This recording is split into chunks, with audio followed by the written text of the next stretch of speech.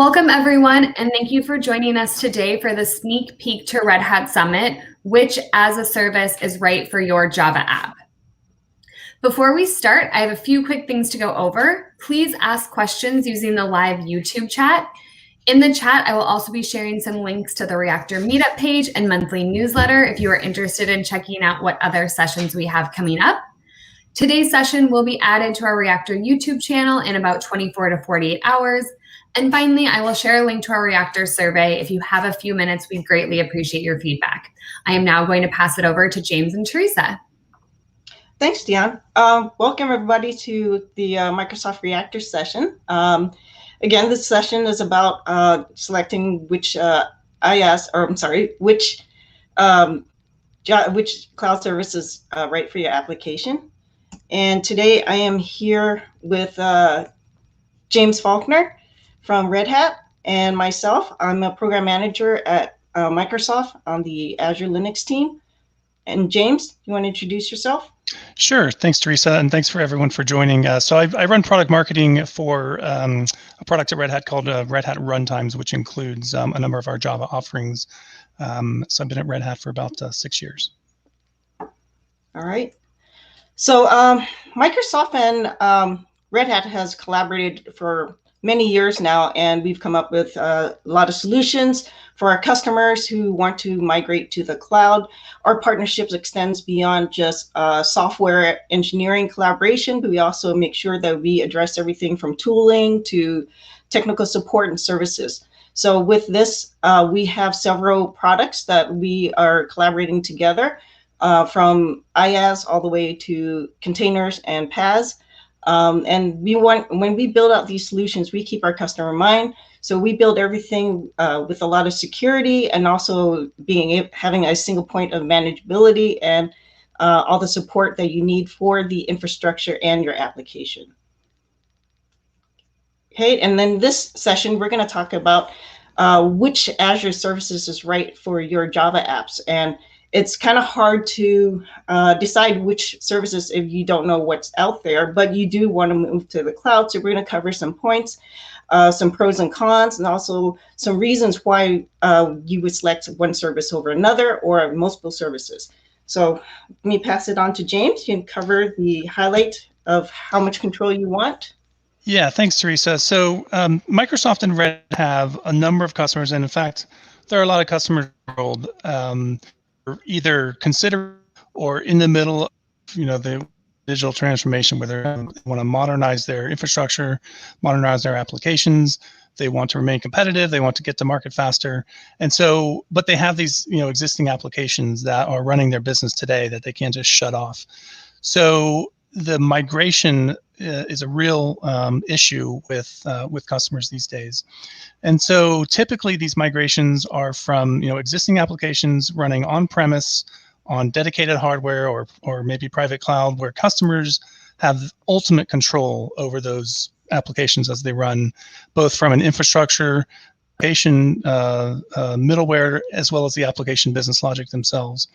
And so as customers think about modernization options, they're looking to the cloud for solutions, but there's a different, there's a continuum of level of control that these customers want. Some customers, they have an on-premise solution. They may be paying a consulting company a lot of money to manage those solutions for them, and they want to get out of that business because they see the cloud as a fantastic way to not only save money, but also sort of modernize their infrastructure, take advantage of the scale of cloud providers like Microsoft Azure, and really sort of get out from under the legacy baggage of that, the way they were deploying in the past. So those customers typically want a turnkey solution, right? They want to move their apps over and have everything done for them effectively, but at a lower price point and at a higher scale. And so this is where you want the sort of I won't say least amount, but lesser amount of control than what you've had in the past. And this is where Azure App Service comes into play. So Azure App Service is a platform as a service, a managed set of cloud-hosted offerings. And for this particular we have JBoss Enterprise Application Platform, which is Red Hat's Java EE or Jakarta EE solution offered through Azure App. So this is where Microsoft had both co-develop and jointly support a offering on Azure App Service, and so customers are able to get that turnkey solution with built-in things like built-in logging, built-in monitoring, built-in network isolation. All the things that you get from the Azure cloud infrastructure. Also, JBoss EAP, the application infrastructure managed for you, and so the customer is simply deploying those applications to that service. So those are who really want, at the least, or don't need the same amount of level of control that they had in the past. So then on the other end of the spectrum are customers who have on-prem solutions. They're happy managing it themselves. They just want to move on to the cloud to, again, take advantage of that scale, put their applications closer to their customers, wherever they may be around the world, take advantage of some of the features of Azure, like fault tolerance, isolation, security, etc. But they still want to maintain control of that application stack, all the way down to the infrastructure. And so this is where Azure VMs come into play. So this offering is also available as a customer managed set of VMs where you can take your on-prem solution, move them easily over to Azure in VMs, and still retain that level of control that you had in the past. And we actually have some tooling that will help, that we'll talk about later, to do this. So this is available through, or will be available through, the Azure Marketplace, where you'll be able to select the different styles of application deployment that you want, whether you want a clustered application server or a standalone application server, or if you want a clustered application server that can automatically scale to meet the changing needs of your application. That's also available through Azure Vmss or virtual machine scale sets. And so these are all highly customizable. Customer retains full control of those VMs and can also, again, take advantage of the additional Azure capabilities, as well as the Azure services that are available, like databases and so forth, that they can then integrate into their applications. And then in the middle there is an offering where this is a container-based offering. So this is where Red Hat has worked with Microsoft and brought our enterprise Kubernetes distribution called OpenShift onto the Azure platform, made available natively on Azure, called Red Hat OpenShift. This is for customers who not only modernize and move on to the cloud, but also want to move into containers, and they're happy with the features and functionality of Kubernetes, and they want to get that additional value of Azure as well in a single offering. So this is where Azure Red Hat OpenShift comes into play. So what we've made available, and what we have available today, in fact, is JBoss EAP on Azure Red Hat OpenShift. So EAP is a container. It runs on the container management platform of OpenShift, all running on the Azure cloud platform. This is, again, jointly produced and supported by Red Hat and Microsoft. So the customer is responsible only for managing their applications, the containers that the applications are running in on this platform. So those are kind of the three main choices. And so really it comes down to how much control do you want or need as you're modernizing your applications to the cloud. So I'll pass it back to Theresa to go into a bit more detail on some of the features in each of these offers. So Theresa? Thank you. I do want to mention the two top tables or boxes you see. There's different approaches on how to migrate to Azure. You can start, if you're running on a different application server, you can migrate that to JBoss, or if you're already on JBoss, then you can use some of the toolings we have to migrate to Azure. So on the next slide, we're going to take a quick look at the comparison table in terms of how much control you, the customer, want, or you want Microsoft and Red Hat to manage. So if you see on the Azure Vmss, the IaaS is the best way to go. It's, you can lift and shift your applications over. You have the most control, most flexibility. That's the closest parity that you would have to running something on premise. And also you can scale it, and all the networking is there, and it's also the cheapest option that you can get in terms of running in the cloud. The only issue here, not really an issue, but you would have to manage the OS and the app server itself and any kind of logging and monitoring. So it's very hands-on, but it's gives you the flexibility and control that you need as you would do it on premise. The next column there is the Azure App Service. So this is our PaaS platform. This is where Microsoft and Red Hat manage the infrastructure itself. Oops, sorry about that. And then and customers would only manage the applications and the application lifecycle. Microsoft and Red Hat jointly will monitor all your applications' health. We'll also take care of the network isolation, any kind of updates to the OS, the application server level, and any kind of resources you have in the back end. And then the support, and of course, all these solutions come with integrated support. The last one we have is the Azure Red Hat OpenShift. It's a Kubernetes-based container service where, again, Microsoft and Red Hat manages the infrastructure and the cluster, and you would have to manage the application. And we have different solutions in terms of quick starts, which you don't see it on here, but it's similar to the IaaS solution where you can do it, run evaluation or dev tests. And then if you're ready to go into production, then you can take a look at the Azure Marketplace offering. The app service currently is in public preview, so you can go ahead and use it. But we don't recommend for production just yet until it's GA, which is coming up very soon.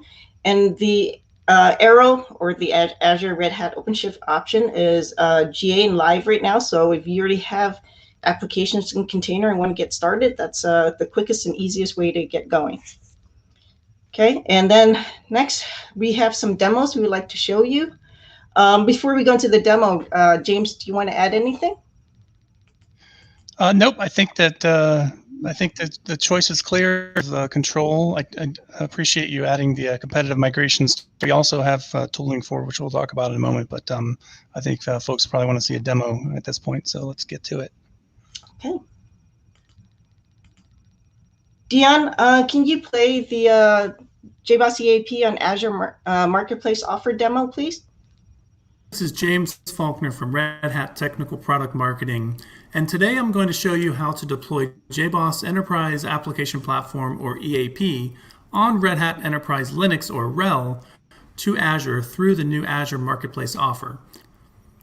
With this offer, EAP can be deployed as a standalone server based on Azure Vms, a clustered set of services also on VMs, or an auto-scaled and clustered service based on Azure Virtual Machine Scale Sets, or Vmss. Hello, this is James Faulkner from Red Hat Technical Product Marketing, and today I'm going to show you how to deploy JBoss Enterprise Application. James, are you able to hear it? Yeah, I could hear the audio, but I can't see the video. Great. I can give it a go. Okay.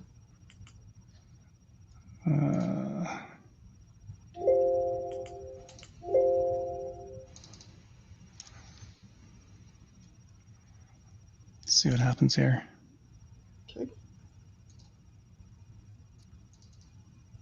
I don't know if I can switch to the Platform, or EAP, on Red Hat Enterprise Linux. I think it's actually uploading the video at the moment. Okay. I'm trying to see the. Well, while we're waiting for this to upload, so the video. Yeah, I still don't see it, Theresa. So the video show. What's that? Sorry, we'll wait for Dion to come back on. Let me pause my screen, and then you can. James Faulkner from Red Hat Technical.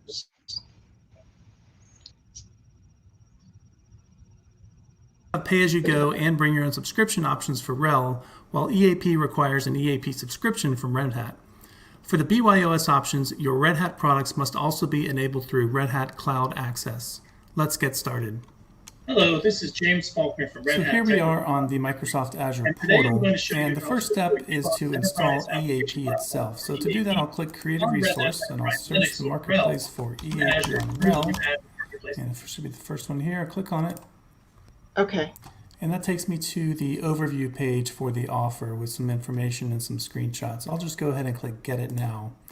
Now here I can choose which plan I want. You'll remember we talked about having standalone VMSS and clustered options. I'll just go with the BYOS standalone for now. And I'll click Continue.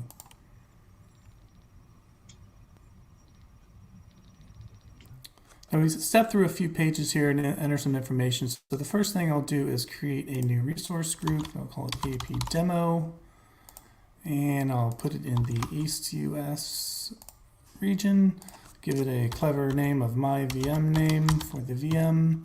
The Rhel admin here is Rhel admin.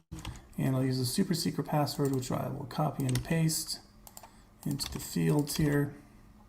And the next screen is for VM. You can choose VM sizes. You can also alter the network configuration. Turn boot diagnostics on or off. I'll leave that on for now just in case. And then we'll go to the EAP settings.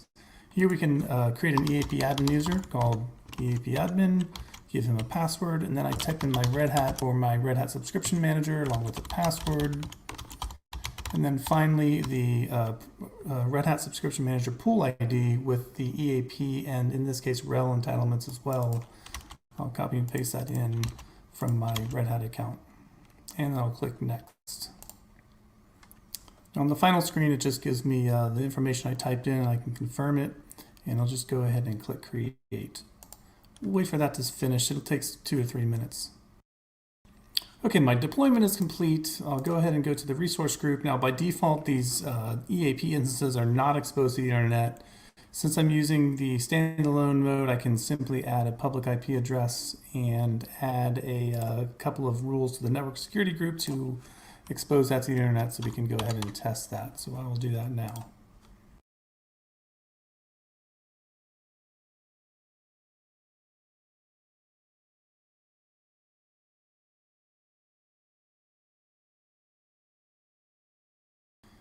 Now notice I've added 2 ports here, 8080 for the default web port for EAP and 9990 for the management port, which we'll be using in a moment. And then I'll also associate this new public IP address with my virtual machine, the network interface on the virtual machine.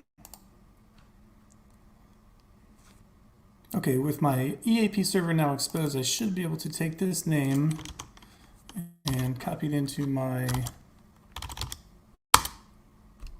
URL and get my EAP welcome page up and running. So it looks like it appears to be up and running. You can also click on the administration console. I'll log in with the EAP admin, which is the same user I specified when I was deploying. And I can get to my EAP admin console as well. So the next step is to install a database for use by the application that will be deploying to EAP. And for that, I'm going to use Microsoft SQL Server built on and optimized for Red Hat Enterprise Linux, which is also available through the marketplace. So just go over here, type in SQL on Rhel, and you'll find a number of different flavors of SQL Server. I've already installed it using the default values into a separate resource group. I'm just going to now go ahead and create the database inside of the SQL Server instance for use by my application. And for that, I'll use the Cloud Shell. We'll connect using the SQL command, specifying the IP address and username, and give it a password, same one I set up.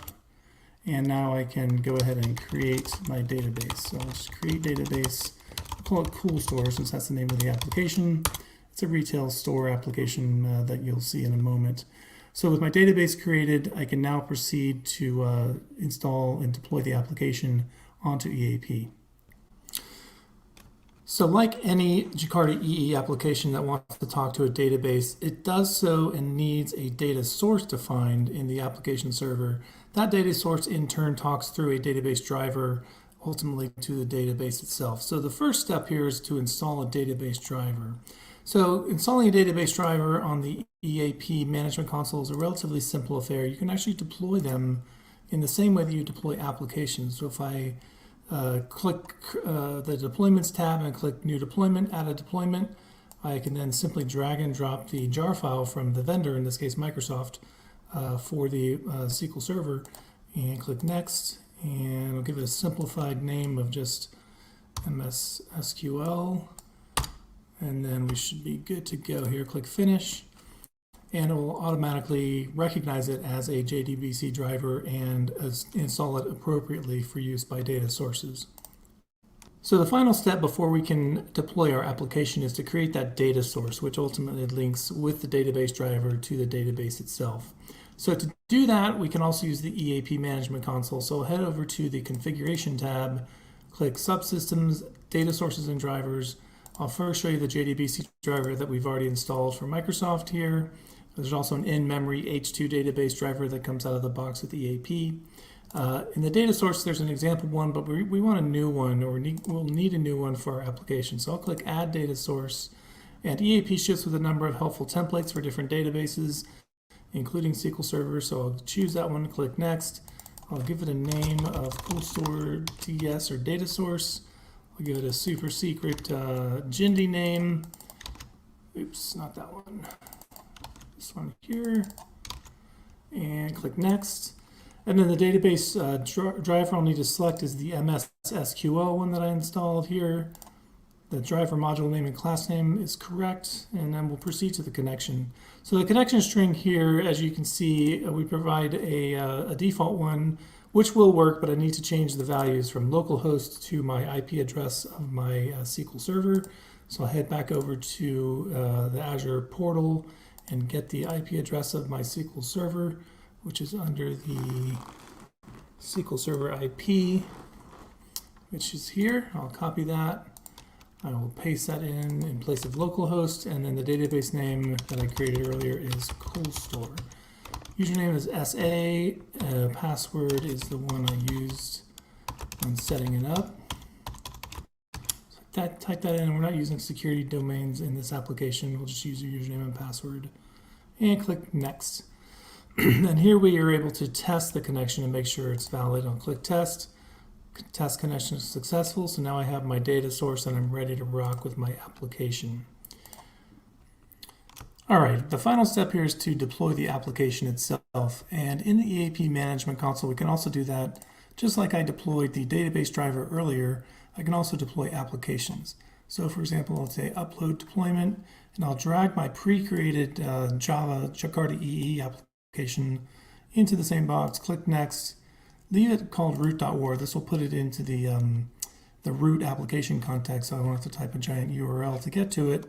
And it should take a couple seconds here to upload and then start executing, and we'll be able to access our application. Okay, our application is deployed. I can view the deployment in the management console, but I can also simply go up here, change the URL here just to port 8080, which is the default. We should have our running application up if I reload this page. And indeed, our application is up and running. You can see the products we offer, the inventory information, all of this coming out of the SQL Server database. In fact, we can go take a look at the SQL Server database in Visual Studio Code with the handy extension for SQL Server. I've already connected to it. I had no tables earlier. If I refresh this, I should now see the tables in my database corresponding to my application. I have the inventory, I have orders, I have product catalog. If we take a look at the product catalog, we'll look at the top 10, and this should correspond to the values that we see in the actual store, and indeed it does. Same values from this store here. So just to recap what we did, we deployed JBoss EAP onto Azure through the Azure Marketplace, then connected it to SQL Server running on Red Hat Enterprise Linux, and finally deployed an application, a retail application, to JBoss EAP backed by that database. I hope you enjoyed it. All right, that was a great demo, James. I love the way you showed how Microsoft and Red Hat collaborated, not just on some software, but also on the tooling to make things easier for customers. Yeah, absolutely. One thing I wanted to add, so once that gets deployed, as I mentioned earlier, you still have ultimate control. So you can go in, you can add extensions, you can add blades, you can add all sorts of things to customize your deployment. So that's one of the value propositions of this solution is you still retain that ultimate control, but on Azure. Fantastic. And you can use, the native editors like VS Code, or you can use the standard Java deployment tools like Maven or even IntelliJ. So it's good to see we have so many options for our customers to deploy JBoss on Azure. This is good for Java applications that are looking to migrate. So it's a good start. Let's go to the next demo we have here, which is the running JBoss Enterprise Application Platform. There you go. Hopefully no more technical errors there. So the next demo, we're going to take a look. Oops. Do you guys see? The next demo we're taking a look at is the JBoss EAP on Azure App Service, which I mentioned earlier is in public preview. So we can take a look to see how easy it is to spin up your JBoss instance and run an application and connect it to a database. Dion, can you? Hello, my name is Jason Freeberg. I'm a program manager on Azure App Service, and today we are going to create a JBoss EAP site on App Service, and then we're going to deploy an application onto JBoss, and then finally we're going to configure the JBoss server to communicate with my Postgres server that I already have created here. So we're already in the Azure portal, so first thing I'm going to do is come over here to create a resource. And then we're going to create a new web app. And here I'm going to select my resource group. And then here I'm going to give a name for the site. So we'll call this JBoss Demo 3. And then here we're going to deploy code. You can also deploy custom Docker containers if you have your own image that you maintain. But here we're just going to deploy code. And so on runtime stack, here I select JBoss EAP 7.2, and this is currently technical preview running on Java 8. So I'll select that. Here I can choose my region. Central US is fine. And then finally, my app service plan is essentially the compute tier for this site. So here I'm running on our premium SKU. And now I will click review and create.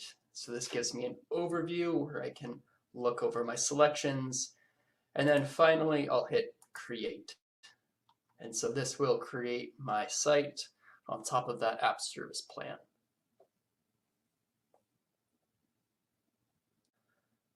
Okay, great. So the resource is created. So let's go ahead and browse to it. So here I'm looking at the overview for my app service. And on the left-hand side, we can see that there's pages where I can set up CI/CD, where I can do configuration. I can also scale out to more instances or scale up to a better hardware tier. But first things first, let's go ahead and deploy an app onto our JBoss site. So let me pull up PowerShell here. And now I'm going to use the Azure PowerShell Commandlet to deploy a WAR file. So here we have publish AZ web app. I'm pointing to my resource group, which was Freeberg demo, and then my application name. And then here I'm pointing to a WAR app that I created earlier. So we'll run this. We'll ask for a confirmation. And now we'll run this command. Okay, great. So the deployment went through, and here I have some summary output about the site. So let's go back to the portal. Let's check on our site here.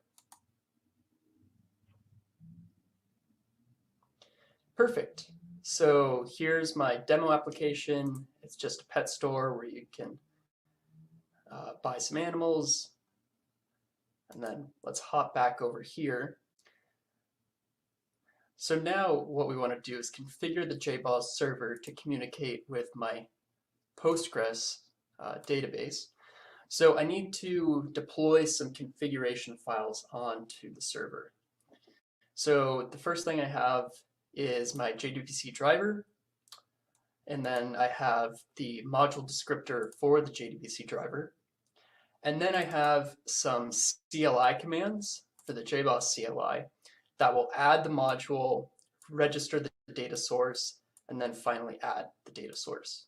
to the session.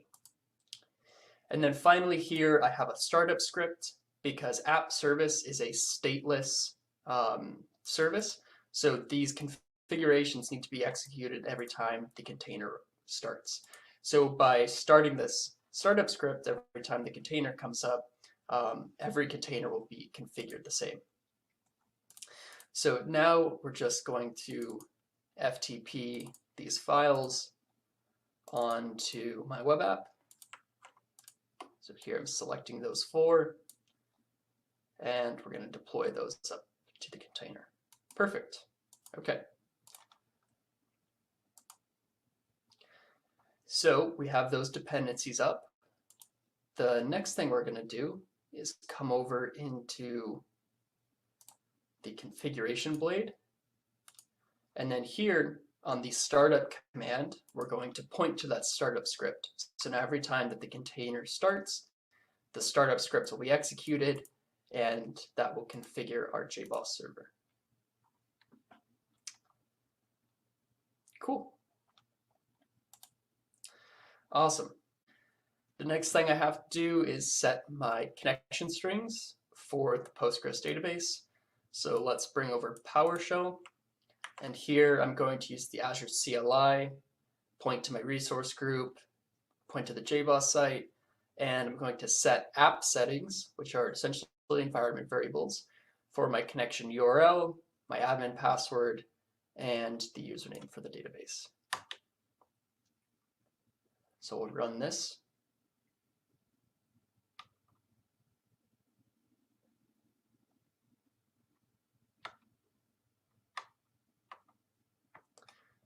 Perfect. So here, this tells me that my connection strings were set. And now if I refresh the portal here, we should see that I've got my app settings set right there. So perfect. So now let's go down the left-hand side here, and we'll use SSH to get inside the container, and we can make sure that the JBoss server is configured correctly. So first thing I'm going to do is connect to the JBoss CLI.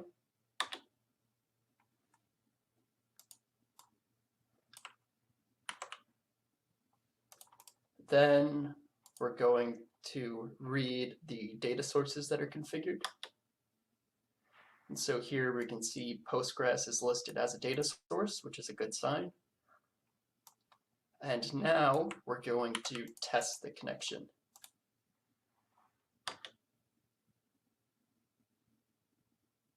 Perfect. Okay, so outcome success. So the JBoss server is configured correctly. And now our next step is going to be to redeploy our application to use JBoss. So let's close the old version. All right, so our next step is to configure our sample application to use Postgres. So here we'll pull up the persistence XML definition file. And now, before it was just using an in-memory database called example data source, DS. Now we're going to set this to Postgres DS. Perfect. So we'll save that. And now we will rebuild the application. We're skipping tests for the sake of brevity, but don't do this in production. Awesome. And now we're going to use the same command as before, publish AZ web app to deploy the application. So we'll run this, confirm,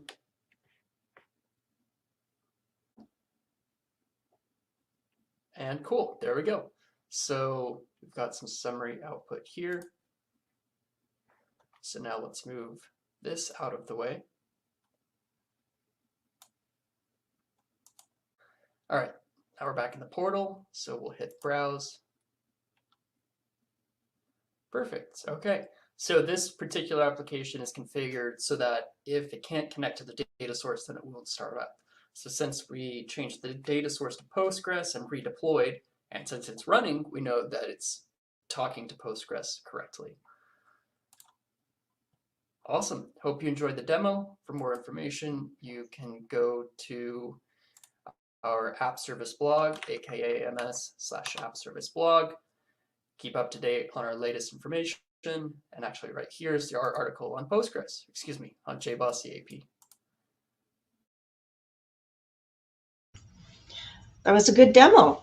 So App Service is our platform as a service. It's a managed service product that we offer for running any kind of applications. We support .NET, Java. Right now, so it's you can run Java SE, Tomcat, and JBoss EAP applications right out of the box. Just drop down, pick it from your stack, and then pick the versions you want. So I hope this demo gives everybody a good idea of how easy it is to deploy it and configure your database. Let's take a look now at what's next. All right. Hello, my name is Jason Freeberg. I'm a program manager on Azure App Service. All right.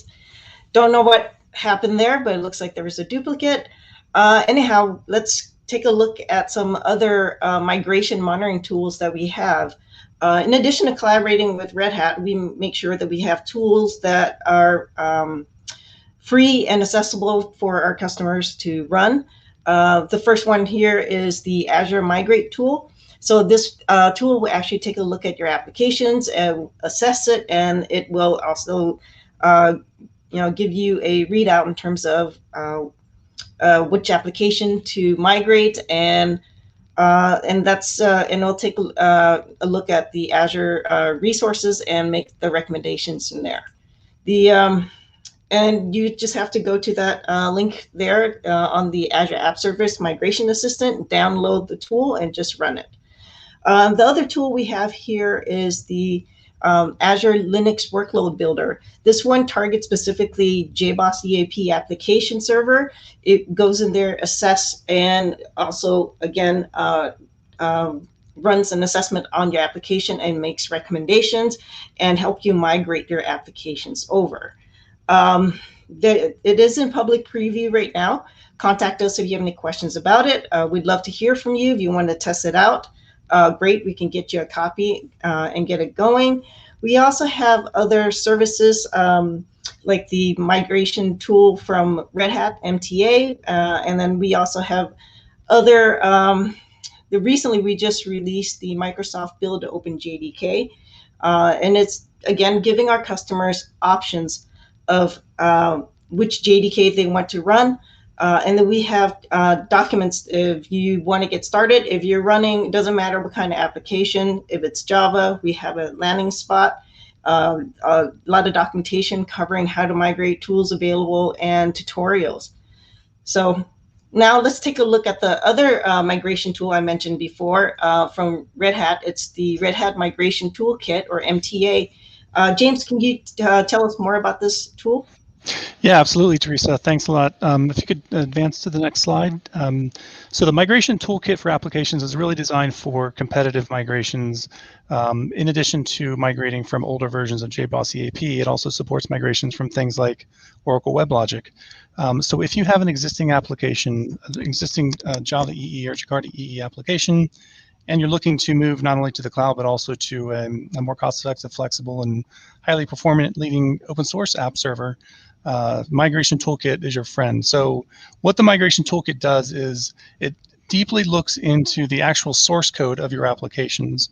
It analyzes the APIs that you're using and analyzes the libraries that you happen to be using, and looks for a number of potential migration gotchas or pitfalls if you're moving from, say, WebLogic to JBoss EAP. So it does the full analysis and then produces a source code report at the end. This report not only identifies the things that need to be migrated, it also makes a level of effort estimate. And this is really important for getting an ROI estimate on any migration project, because if you have a single project, it's not that difficult to migrate usually. If you have 1,000 applications, which we have customers in this situation in the past, they they need to know how much this is going to cost before a manager is going to sign off on a project. So this tool provides effort estimation, relative effort for each of the applications, so that you can see which applications will be difficult and which ones will be more straightforward. So you can appropriately assign resources and plan that migration project. It also runs both on-prem and also in the cloud on Azure, for example. It also has a number of plugins for different IDEs. So directly in the IDE, you can run this tool, and it will go and highlight the source code, and you right-click on it, and it'll tell you exactly what you need to change. So it's a very, very effective and very productive way to do migrations.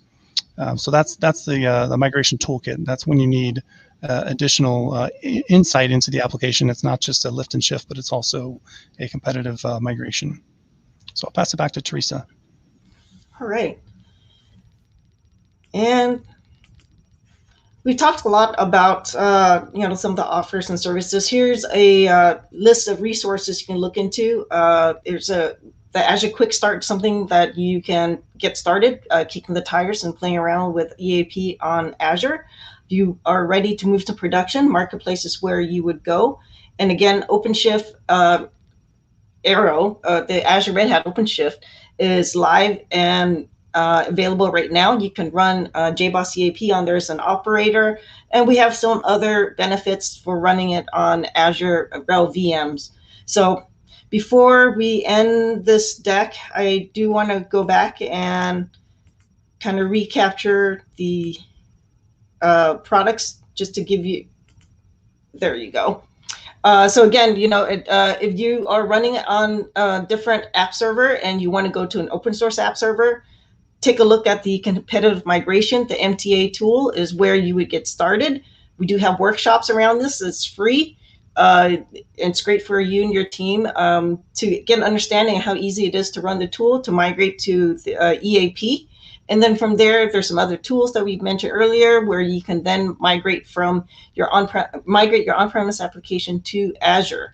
And then once you get into Azure, you have to decide, if you want a lot of control, IaaS or infrastructure service is where you'd like to go. If you want to get started really quickly and not making a kind of change or very little code change, then the Azure App Service is the way to go.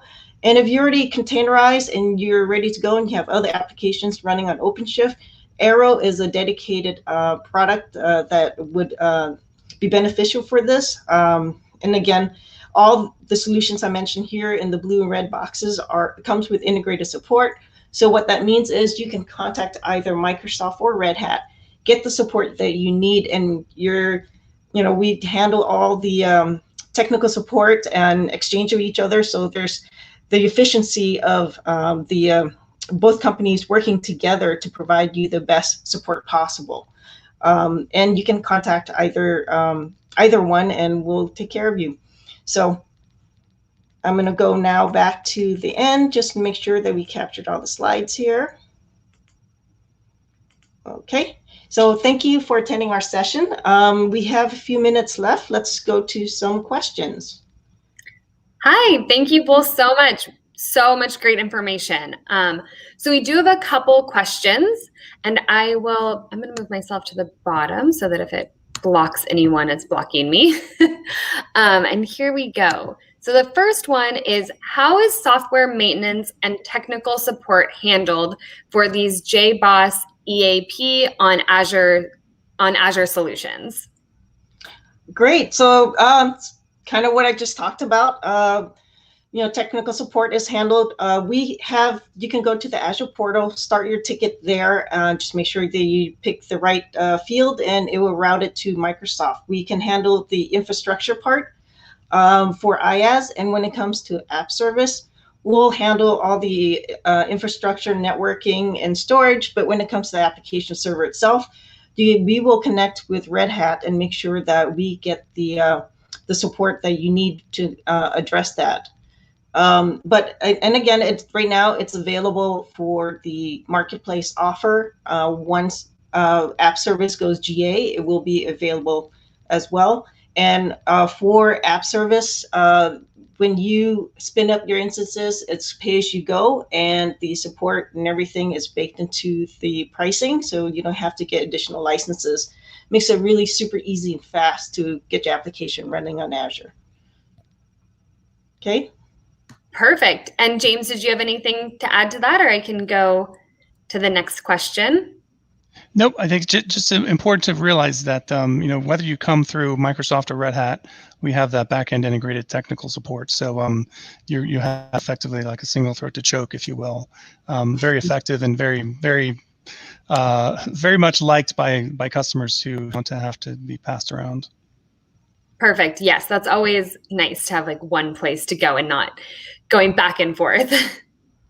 And you can always be sure that, all the compliance and safety measures there, so you don't have to worry about your data or your log files floating around. It is very secure. Awesome. Perfect. So the next question we have is, what's the difference between Azure RHEL virtual machines versus virtual machine scale sets, VMSS? I can take that one. So Azure Virtual Machine is our basic virtual machine running on Azure. The Virtual Machine Scale Set is our service that offers high availability and scaling for the for your applications. So the scale set, you basically have a group of VMs that are load balanced. They're spun up from your original image, and it lets you increase and decrease the VMs based on the demand. So in the configuration blade in your VMSS, you can set it to auto scale or define the scaling you want. And in situations like this, the best scenario I can show is like when let's say you're a retailer and you have Black Friday coming up and you need to scale up to handle the load. The VMSS is a great way to do that. You spin up what you need, and then you bring everything down as the load drops. So you are just paying for what you use. In VMSS, you can spin up to 1,000 VM. So this horizontal scaling is beneficial. That you don't have to worry about changing it and uploading new VMs and having that lag time. So that's what is great about the VMSS. Awesome. Perfect.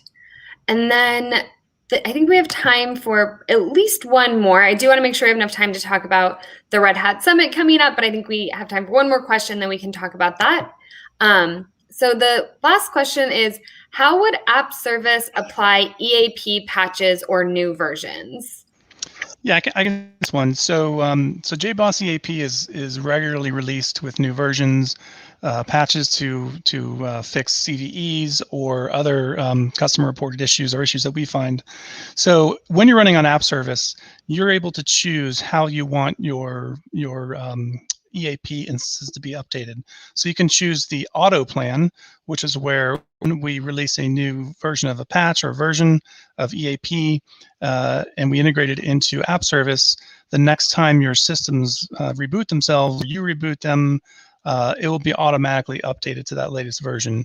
The other option is to unpin that, so where you can choose when you want to deploy a newer version. So if you have specific requirements for a specific version, or you're uncomfortable allowing it to auto update, you can select to not do that, and it'll keep you on the older versions until you're ready to update. And you can review documentation, review what's actually in the patch or what occurred before you allow it to your service. So, we have customers do both effectively like over-the-air updates, if you will, and then we also have customers, highly regulated environments, or they're using software that needs a specific version and they can't just let it auto update.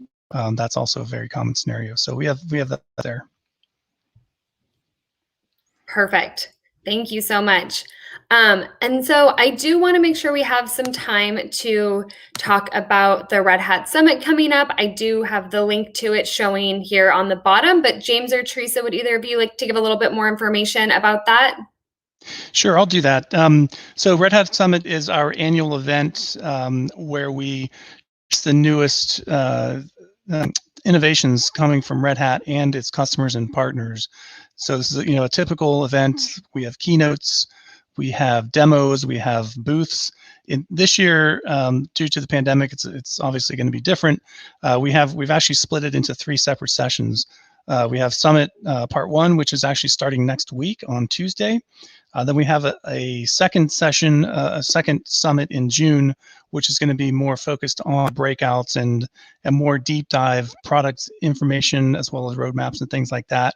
And then the third one in the fall will be hands-on labs. And so in these, it actually may end up to be in person, but that's TBD. But whether it's virtual or in person, it will be focused on really get down and dirty with the technology and getting your hands on keyboards and understanding at a very low level how these things work together. So Red Hat Summit, the one starting next week, is the kickoff one where we'll have our visionary keynotes, of course, customer and partner sets.